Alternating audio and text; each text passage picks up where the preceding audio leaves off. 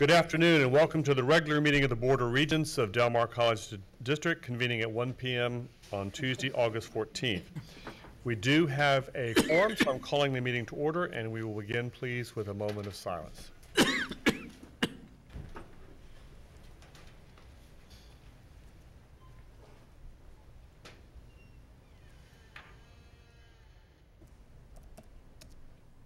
Thank you. Sandra Messwater, would you lead us in the Pledge of Allegiance?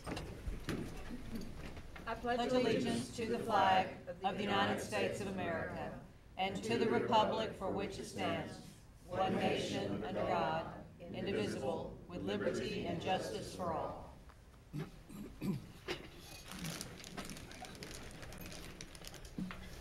We have a tradition, and that is to begin our meetings reading together the mission statement, which reminds us about ultimately why we're here, to serve our students. So would you please join me? Del Mar College provides access to quality education, workforce preparation, and lifelong learning for student and community success.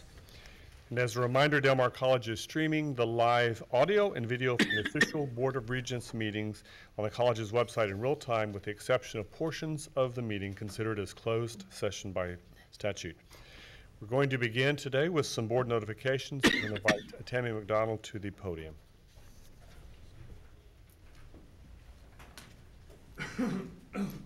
Good afternoon. Before we have a policy board notifications, and all of them are related to our internal audit we have with human resources. So there's a little explanation on each policy. I can go over briefly with you and see if you have any questions. One of our policies, which talks about accessibility and custodianship of records, it was recommended that we have a formal process, even though we had informal, they wanted it formalized, and we agreed in policy that who has access to personnel records. And we also have a vault where we keep our records, and how often and when we're to change that code for the vault. So that's what we put in policy, in the A policy. We made those recommended revisions to that particular policy. Under our ethics policy, we added an administrative section. As part of the recommendation, it was any new employee, when they come in with part of their hire packet, they now receive a form to sign acknowledging that they received a copy of the ethics policy. So that was an addition made under a new administrative section. We also, under employee classifications, there was some language that we needed to clarify under personnel. I think there was some terminology that was used years ago for adjuncts. Said we contract adjuncts to teach. We don't actually give them contracts in our term of contracts. They're considered part-time at will, so we substituted the word contract with hire. We hire adjuncts to teach. And we have term instructors, which are for that temporary full-time terms. We did not have a definition in our policy, so we added the definition of what that meant. So we basically just clarified and formalized our practices that we currently have. We also had in our recognition for service, our employee recognition for service, part of best practices that was recommended, and we agreed that we have to identify that we do have a funding source for those recognitions or those awards, and that we do stay within the guidelines that is still considered non-taxable benefit to employees. We keep it below the threshold, the dollar amount for state and federal requirements. If it goes over a certain dollar amount, then it becomes like a taxable fringe benefit, the gift does. But if you keep it below a dollar amount, it does not. It's just still considered a gift that we can, by statute, provide to our employees. So we just agreed that we would put language in there that said we stay within, the cost stays within the requirements for it to still be a gift. So those are the notifications. Any questions? And Regents, as a reminder, these are non-voting items because they're not board policies, but we always want you to be aware of changes. Any questions that you have for Tammy on these? Great. Thank you. Okay, thank you. Next on the agenda is the college president's report. Dr. Escamilla. Thank you, Mr. Chairman. The South Texas College Community College Summits was held on July 16th. I was honored to be a part of that, and I was even more honored to have three of our regents Messbarger, Scott, and Sherwood, attended there. I think they may have some comments about the South Texas College Summit regarding the, and Regent Rivas, excuse me, Regent Rivas was there too, I'm sorry. We only went to a couple of receptions together. I think it might take another one. Apologize for that, Regent Rivas. It was well attended, and I'll tell you, Del Mar College went down there in force, and we were, we were just there being ourselves, and I think we have a way of garnering attention because we're a very inquisitive bunch, and we were very engaged with the discussions surrounding the impending legislative session. We were well received. I thanked Dr. Shirley Reed and her team at South Texas College for receiving us the way they did, and all the hospitality that was ensued that we experienced was wonderful. So again, very important discussion around the legislative session with other South Texas colleges. And then from August 1st through the 3rd, it felt like August 1st through the 30th. It was a long week when we hosted the Texas Association of Community Colleges annual conference here in Corpus Christi. I want to thank all of our staff for helping facilitate that. Of course, TAC took the lead in hosting the 50 colleges here. This is the first time that's ever happened. And let me just say that the feedback that I've received from my colleagues, mostly presidents and some trustees and regents from around the state, has been overwhelming in the way of gratitude and thanks, and what an opportunity to show off our beautiful city. It was just a wonderful experience. The work of the week really was around the legislative session and all the things coming up and all our strategies. I was also very, very grateful to that both Chairman Hunter and Lozano attended various parts of the week's agenda. They spoke at both. They spoke very passionately about community colleges and very sincerely about supporting our efforts. They love their colleges, their Regents colleges, and it was very evident both as Chairman of Calendars and Chairman of House Higher Ed.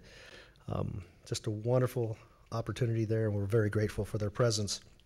And then finally, on August 9th, which was just a few short days ago, I was able to meet a group of superintendents here at the Center for Economic Development.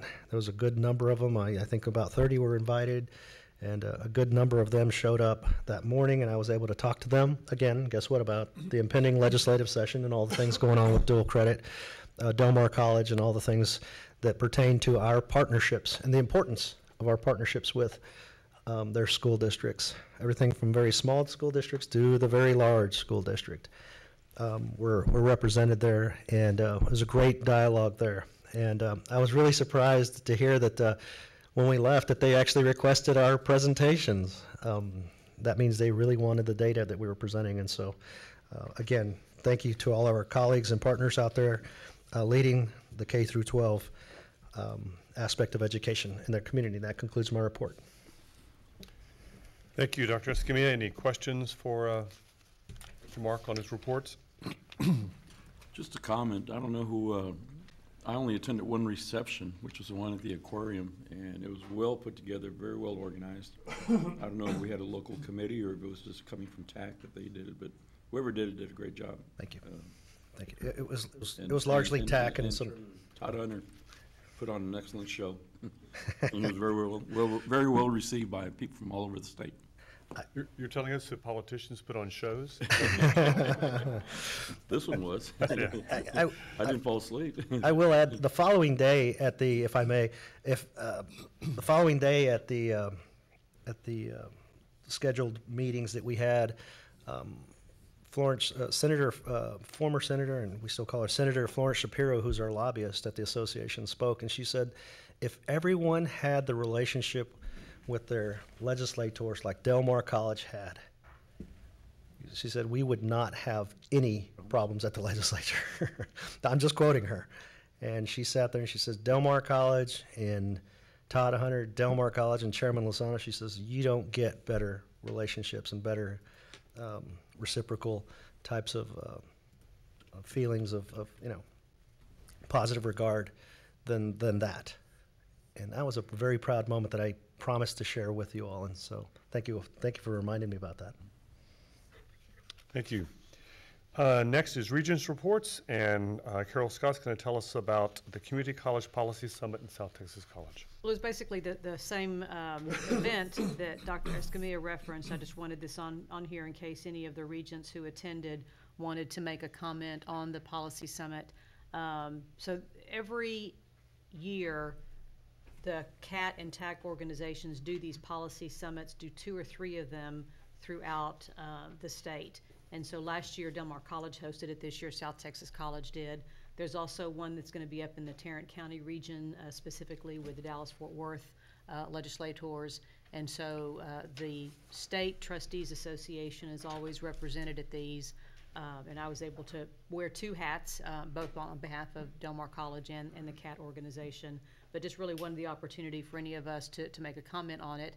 I did want to especially thank Senator Chuy Hinojosa, who spent almost the entire day with us. He had to leave right toward the very end, but he left his staff there, and there were a couple of other representatives from the Valley who were there and spent most of the day with us. But it was really impressive that Senator Hinojosa would block out his entire day to talk about community college issues. So any of you that know him, please thank him on our behalf, because that was a lot of time to discuss, for him to commit to discuss and learn and have conversation about our issues. But just wanted the opportunity for Sandra or Mary or Gabe to add any comments. I would like to add that Senator Hinojosa did spend a lot of time there and gave us some very good information. The other one that was there quite a bit, I believe, was State Representative from McAllen, Guillen. Yes. Is that his name? He was there for most of the session, and he reminded us that we've heard this before, but we can't hear it enough, that every time the session starts, the representatives get sworn in. It's always a very small percentage that actually know what community colleges do, and they need to constantly be educated and be informed about the mission that we serve and what we actually do, and be reminded about that constantly. And again, they always stress our presence in Austin once the session starts. Very, very important. And I know that we usually have a good turnout with Carol and Mark and whoever else goes up there. But it was a nice party the night before, and excellent folklorico group from the Valley performed for us, and mariachis were great. So that they welcomed us over there. Had a good show, good time.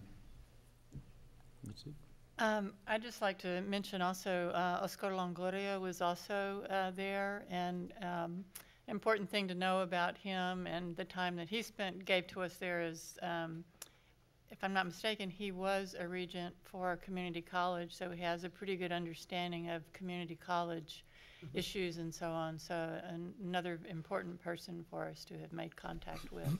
I've got him on Facebook. Yeah. Sandra, anything you'd like to add? No, sir. Okay, thank you very much. Moving into pending business, in your packet is a list of the pending items. You'll see that in September we've got a couple of items that will come up for review. One will be the internal audit updates. Also the professional contract review by the Board of Regents, something we do periodically to look at all outstanding contracts. And then several things in October, mainly related to our quarterly items. And then November, moving into a few more things. So we're on track and we're keeping up with our pending items. And this, of course, as always, as we go through this meeting, if there's anything to add to the pending list, we'll add it to that. Any questions about any of those items that we'll be looking at over the fall? Mr. Chair, while you mentioned contact review, just for my information, who holds the contract for the bookstore right now? I just don't know.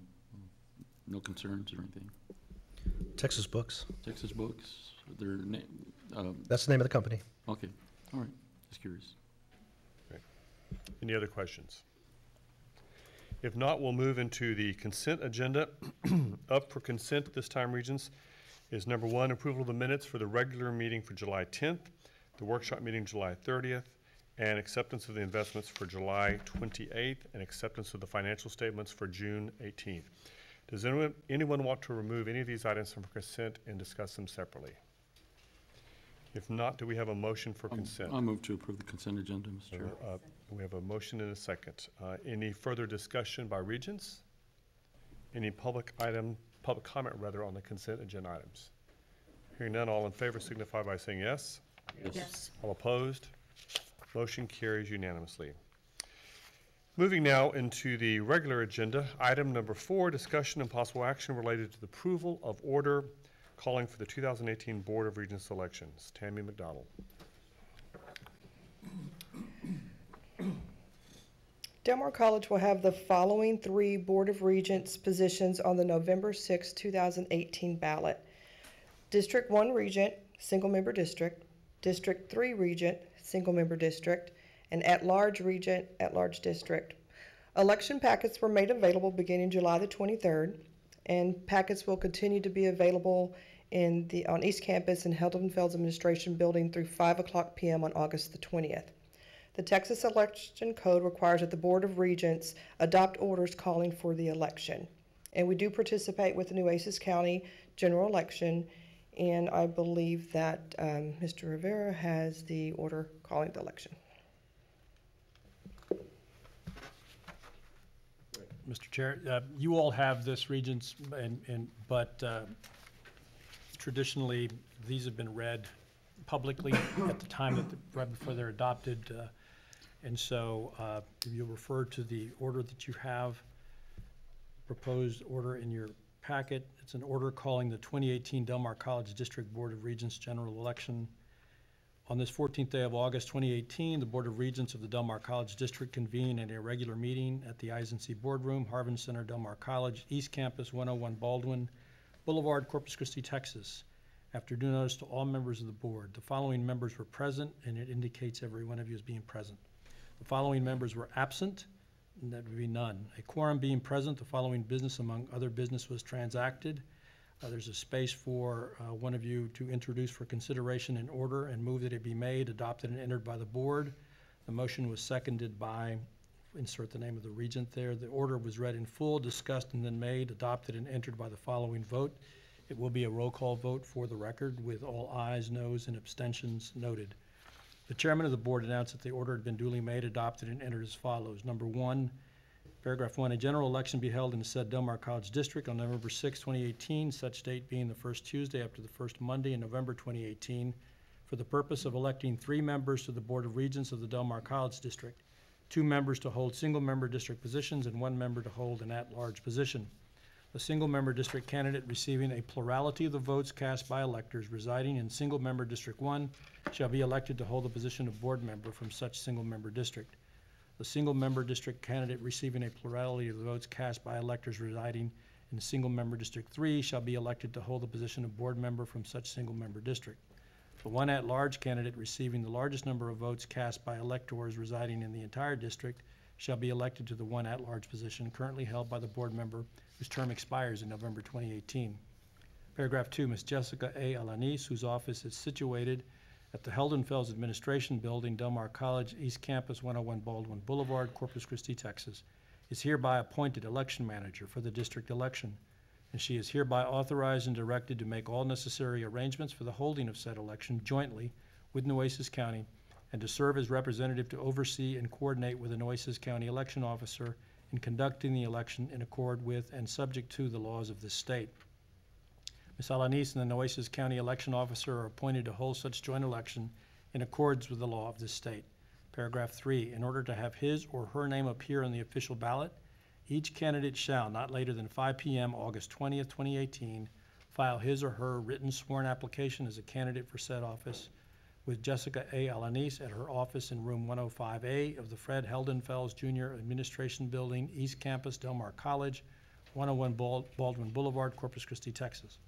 Paragraph 4, the order in which the names of the candidates shall appear in the ballot shall be determined by drawing lots, which drawing shall be held in the I&C Boardroom, East Campus, Del Mar College, 101 Baldwin Boulevard, at 12 p.m. on August 27, 2018. Each candidate may appear in person or by his or her duly authorized representative at said time and place for the purpose of drawing lots to determine such order. And if any candidate fails to appear in person or by his or her representative, a disinterested person shall then be appointed to draw for him or her in his or her place instead. Paragraph 5, no party designation shall appear on the official ballot of said election, and all candidates for each office of regent shall be listed in one column. Paragraph 6, the election precincts and voting places for this election are hereby designated by the Nueces County Election Officer, Kara Sands. Paragraph 7, the presiding election judges and alternate presiding judges for the respective election precincts will be designated by the Nueces County Clerk's Office and hereby appointed and confirmed to hold such election at said polling places. The maximum number of clerks that each presiding judge may appoint for such election is 2, unless the county election officer approves a larger number with respect to any specific precinct. Paragraph 8, voting machines shall be used for the conduct of said election on election day, and the poll shall be open on November 6, 2018 from 7 a.m. to 7 p.m. Paragraph 9, early voting by personal appearance shall be conducted during the following days and times, including but not limited to October 22nd through November 2nd, 2018 from 7 a.m. to 7 p.m. The county election officer, Kara Sands, is hereby designated the early voting clerk. Deputy early voting clerks for the branch locations for early voting by personal appearance shall be appointed by the county election officer. Paragraph 10, temporary branch early voting substation locations and times are hereby designated by the Nueces County Clerk's Office.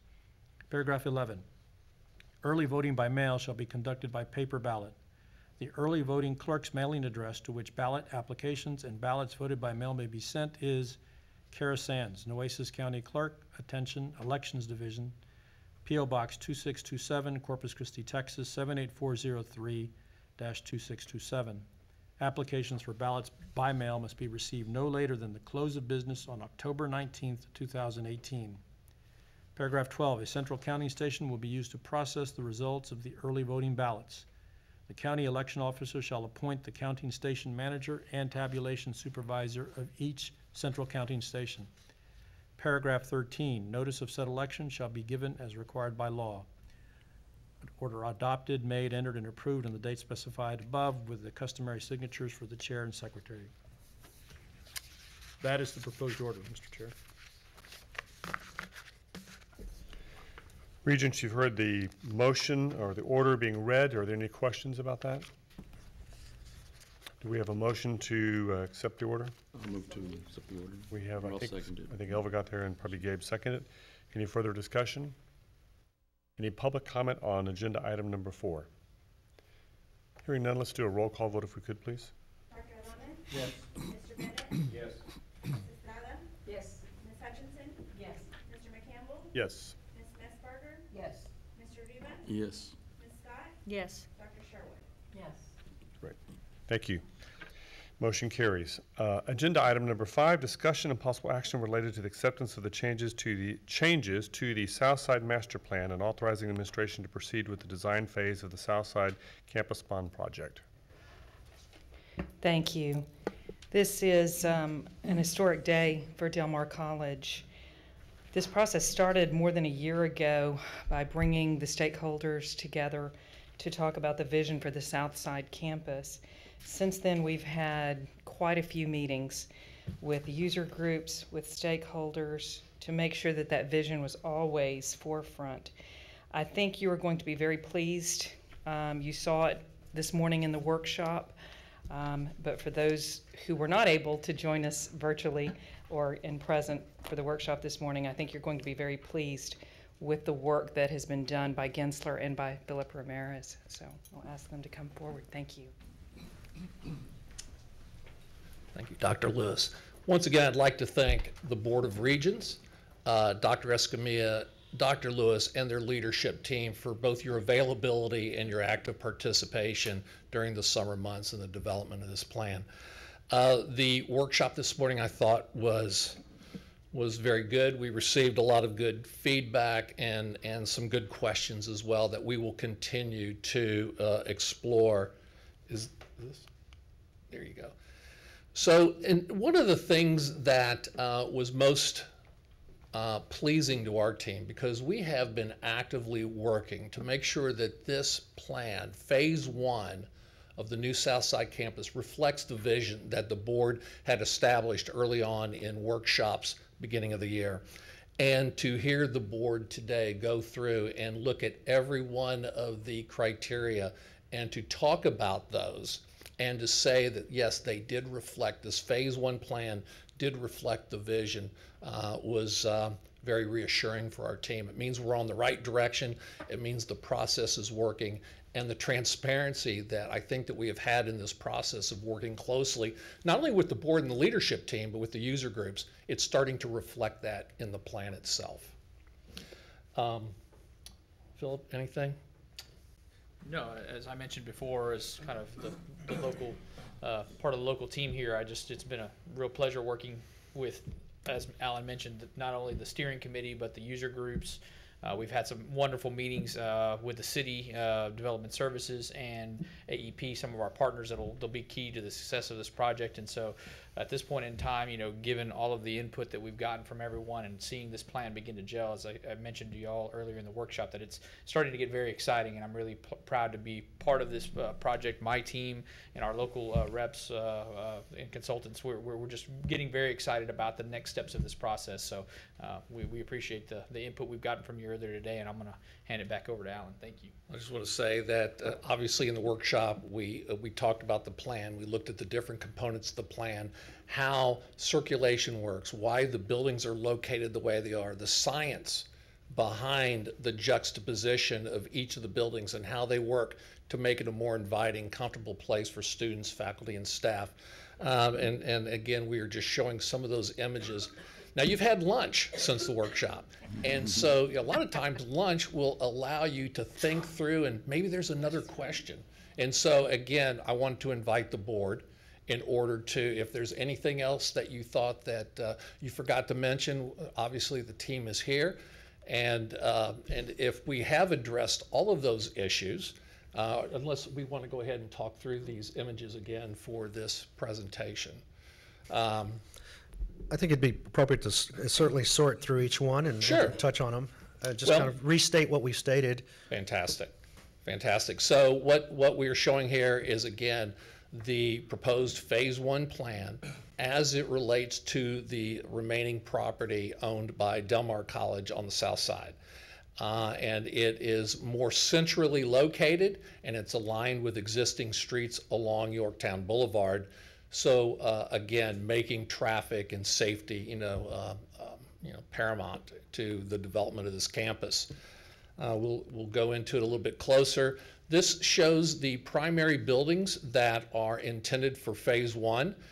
You have the main building and the library, as you see in A, the STEM building with the sciences, engineering, architecture classes.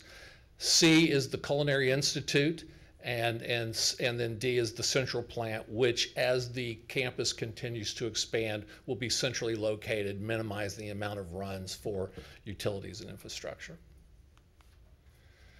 Again, this just is a shot of the plan if you were flying in over Yorktown, how you would perceive the campus. And at this point, we would ask the board if there are any additional questions, and if not, if we do receive acceptance of the phase 1 plan, our team is ready to dive in finalizing the phase 2 and phase 3, the strategy behind future expansion, but also more importantly, the design of the buildings for phase 1. I'd just like to reiterate something Mr. Ramita said, and that is the cooperation and support that city staff, specifically development services, at all over the years now have provided us. I want to thank them for all that they've done in helping us get to this point too. There's been many, many meetings at City Hall with them. I know I've been to one or two, but I know there's been many, many more. Certainly I want to thank them. And that's a great point, because while this is very much a Del Mar College project, it's part of a much larger community that it serves. Not only the students, but the community at large, who will all be impacted by this. And so to have the city development services group, providing information and showing a desire to align with, this project, I think was very important. Yeah, and there's other construction projects going on, literally abutting our property there, the college's property, namely Rodfield Road. Yes. And we're waiting to see who ultimately gets bids there, who gets that bid. That's coming along nicely, and we'll partner with those folks as well to make sure that as they build our eastern road system and street system, that we address their concerns as well. So I know that's still bubbling, but that's coming along, still not fully baked yet, I should say. Yeah, but the timing actually is fortuitous in that regard, because as they go through that process and finalize it, Dr. Escamilla, we have the opportunity to capture, some of the advantages of having it being a non-constructed street yet. So we're absolutely going to be working with the city engineering services and whoever the ultimate kind of successful bidder is, to make sure that we tie in stub outs for future expansion and plan this ride in a way that we're doing it to maximize the opportunities on the second and third phases of the campus, and how it may interface with a newly constructed road that will be there in the matter of a year or two. So another reason why we want to, right after we approve this phase 1 master plan, as you finish out the rest of the full master plan, once that's set in place, that allows some direction from the college's standpoint as you work with city utilities, street planning, other things. That's correct, yeah. And we envision this next phase of meetings, very much like in the last couple of months, to be very open, to make sure that we get everybody's input in the final development of the future phases as well. Can you remind us again, when will this campus be ready? Can you remind us again when this campus will be ready? Well, when it will be ready. Remind us again. So we have fall 2021 Fall is a 2021. target date right now. And so that's Fall first, 2021. yeah, that's when we're hoping to commission and get it all ready to go. And Right. and shortly thereafter is the base year, so that's what I'm looking forward to. So, Very So exciting. speaking of deadlines, so today we approved phase 1. I think we talked earlier in the workshop that in September we would probably be having some small group meetings to talk about schematic design, but possibly at the same board meeting in September approving the rest of the master plan? That would be our hope, so that, that's our intention. It's pretty well developed at this point. Obviously, the focus was on phase 1, but we would like to, again, engage the board and the leadership team in this next dialogue, so that we make sure that future phases also reflect that vision that the board And I has think that's an established. important goal if you can all make it, because I think we envision that while the discussions about schematic design and the feedback happens in September, the approval of that would be October. It's kind of hard to approve a schematic design if you don't have the master plan fully approved by then. Understood. Great. Any other questions, Regents? Will the central plant that's being built in phase 1, will that accommodate other phases, or are we going to need another central plant down the line? Go ahead. So that central plant is where it's located, is being located and designed around where it can accommodate additions to it, Regent Rivas. And so there will be some main lines that will be parallel that can be tied into for the future phases when they time out. So there's absolutely a thought about its expandability for future, and so that's being thought out as part of this phase 1 plan. But the actual expansion of the physical plant itself to be able to handle the capacity of future phases is not in this phase, in other words. So we're planning for it and know that we'll have the space for it and the appropriate connections to facilitate for that if and when the next phase of the bond goes through. But it's absolutely the forefront of our minds to be upfront and forward thinking about how to best do that in a most efficient way possible. Okay, great, thank you. Regents, what other questions do you have for the Ginsler Ramirez team?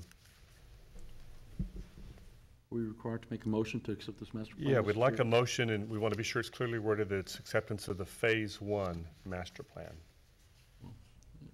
If I need more Okay. language, I'll ask Augie, but I'd like to make a motion that we approve the presentation on the phase 1 master plan for the South Campus. Sandra, is that a second? I think Sandra had reached in there about the same time you did. Language okay? You're accepting it. We're accepting it, and it's phase 1. That's, Can I clarify that acceptance means authorization to proceed or our acknowledgement that you're going to be proceeding with the next Master plans, plan, not and you're okay with clarifying the motion to that extent? Yes, absolutely. That'd be great. Okay. We have a motion. Any further discussion by the Regents? Any public comment on item number 5? Acceptance of the phase 1 master plan and authorization to move forward. Hearing none, let's do a roll call vote, please. Dr. Sherwood? Yes. Ms. Scott? Yes. Mr. Rivas? Yes, Ms. Messbarger? Yes. Mr. McCampbell? Yes. Ms. Hutchinson? Yes. Mrs. Estrada? Yes. Mr. Bennett? Yes. Dr. Adame? Yes. Motion carries unanimously, and more than just the technical aspect of the vote, I know I speak on behalf of the Regents with great excitement about what's ahead of us. Thank you for coming up with something that is in the direction we want to see, that's been responsive to not only the college community, but the Regents' comments, and we're just ready for the next step. We're excited as well. Thank you. Let's move forward. Thank you. Thank you.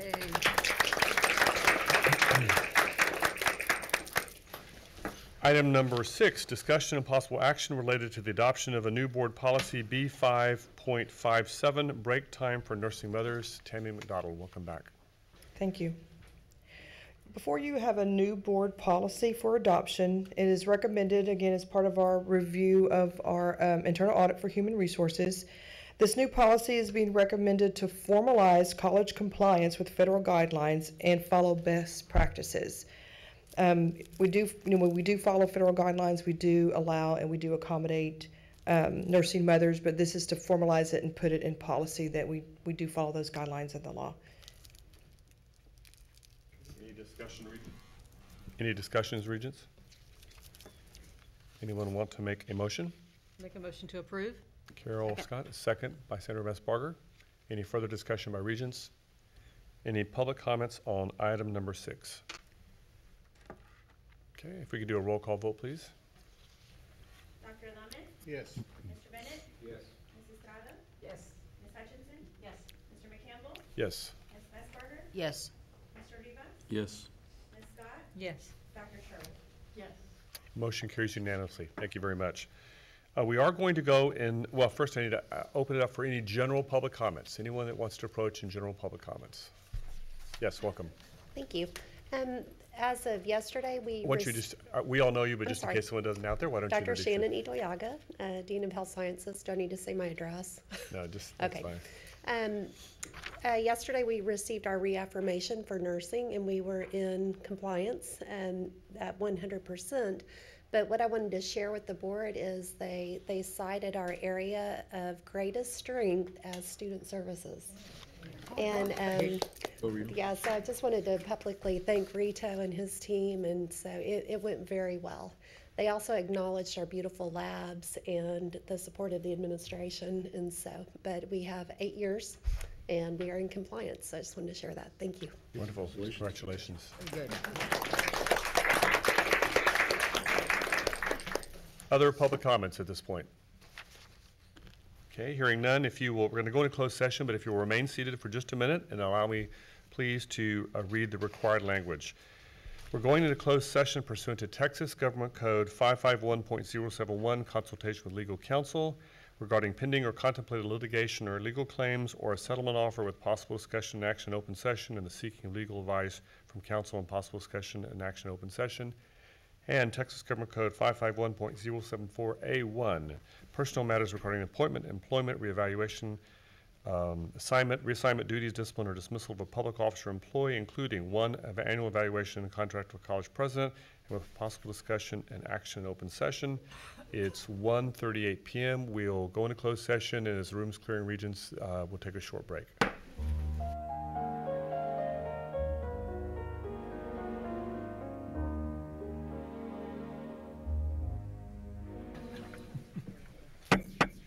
It is 2:17 p.m. and we are coming out of closed session with no action or business needed at this point in time. What time? The time is? 2:18. Thank you. And we're going to look at calendaring. August, as we know, is our busy sort of month because of all the extra meetings. This Friday the 17th is summer graduation at 7 p.m. Be there at 6:30 p.m. in Richardson Performance Hall. Dr. Escamilla, how many graduates are you anticipating? I don't have the number yet. They're full. 271. Okay. So 271 have RSVP to walk. How many are qualifying for graduation? They're still qualifying as we speak. The classes are still In place. The number's not fully baked. We'll have that number this So weekend. in other words, we think there's some people on the fence in this last semester, is what you're saying. There's always on the fence. I never had that problem. I know I did. Yeah. Sweating out that last class, what was happening. On Monday the 20th is a convocation in the morning, and then that evening, this coming Monday at 6:30 p.m. is our budget and tax rate hearing, first hearing. And then on Thursday of next week at 5:30 is the tax hearing, which will be the second I hearing. won't be at that one. So Gabe's not at that. On the 20th, 5:30, correct? Both of them, yes, ma'am, are at 5:30. I'll be And they're, Monday's the 20th is at 5:30, and Thursday the 23rd is at 5:30. Oh, the convocation? 8 o'clock. 8 o'clock. 8 a.m. Well, breakfast. breakfast. We get there at 8:30, we begin at 9. We get there at 8:30, there's coffee and refreshments, and we kick off at 9 o'clock in the morning. Right. Let me know if you're there. If you're gonna sit in back, please, I wanna recognize you all, but if you're in the back, I can't always see y'all, so please let me know that you're there. Monday, the 27th, and Monday, by the way, also is the deadline for the filing deadlines. The 27th will be the ballot drawing. No, that's a drawing. No, I just said Monday, the 20th is the 20th, deadline for okay. filing, and then the drawing is on the 27th. Monday, the 27th, a week later. Got it. The 28th is the budget approval, tax rate hearing at 12 noon. We will have, as we just discussed, a short closed session as a part of that. That will wrap up the marathon month of August. September, our board day is set for the 11th. We do not know yet if there is a workshop appended to that. We may be doing some smaller workshops in the month, as we did last month for the Regents to meet in small groups to go over schematic design. We are anticipating potentially a called meeting in the morning on the 14th of Friday. And it would be involving strategic planning. And Dr. Escamilla, do you want to visit about that or have someone come to the podium? And Well, I think we can do a couple of things. Christina, would you come down, Dr. Wilson? We can talk a little bit about what we met about yesterday.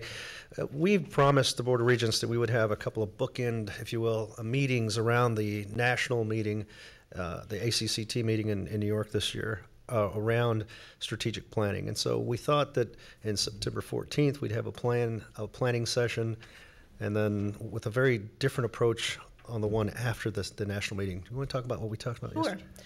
We've been hearing from the Board of Regents that you all are very interested in KPIs, key performance indicators, and ensuring that the goals that we set for the college in the next strategic plan are very closely aligned to KPIs. Dr. Beth Lewis and I have been building a strategy for the new strategic plan, and on September the 14th, we want to talk about what Del Mar has done previously with strategic planning and how we want to build on that work to make it even better, more actionable, and tied to KPIs. So we want to give you that framework and know what to anticipate. That's before your conference. And once you get back, we're going to want to talk further about the strategic plan and what you as a board see should be our strategic issues or your vision for the strategic plan. So the 14th will really set the stage, let you know what we propose and how we'd like to see this roll out, and then we'll touch base with you again after the conference. at this point in time, is there anyone that knows they have a conflict with Friday the 14th in the morning? 9 to noon, I think is what we're talking about tentatively. And it's not hard and fast yet, but we're asking to kind of hold the dates, and pretty sure we're working towards that date. Okay, then October board day is on the 9th, and then the 19th is Over the Edge, media reception kickoff, and then the actual Over the Edge is on the 20th, and then on the 24th is the ACCT Congress in New York, which I think a fair number of our regents are going to.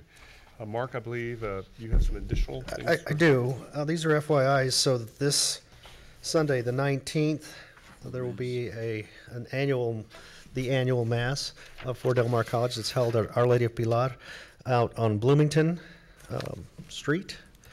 Father Marcos Martinez has this Mass for us, and we've been doing this for years, and everybody's welcome at 11 a.m. It's Our Lady of Pilar at 11 a.m. out on Bloomington. You can look it up. I'm sure I do know it. There's a website for that. Also, an opportunity for us to celebrate at some milestones over at Gregory Portland High School on the 22nd, which will be next Wednesday. There'll be an opportunity for us to celebrate with Gulf Coast Growth Ventures and their contribution to a Gregory Portland High School welding lab that they are making a significant contribution for. Of course, you know, we helped them get that lab started several years ago, and those are very close partners with us with the CTE efforts and dual credit efforts. So we'll have that opportunity to gather there at 10 a.m. if anybody's interested. That is Wednesday, the 22nd, 10 a.m. at Gregory Portland High School Welding Lab. Now, that's not at the main campus. It's if anybody's interested, please reach out to us and we'll get you a specific map. Jessica, send it. Okay. Would that be okay, or we can do that. Natalie? Yeah, we can certainly have that sent out. Natalie, if you would help us send out the map of that very specific location.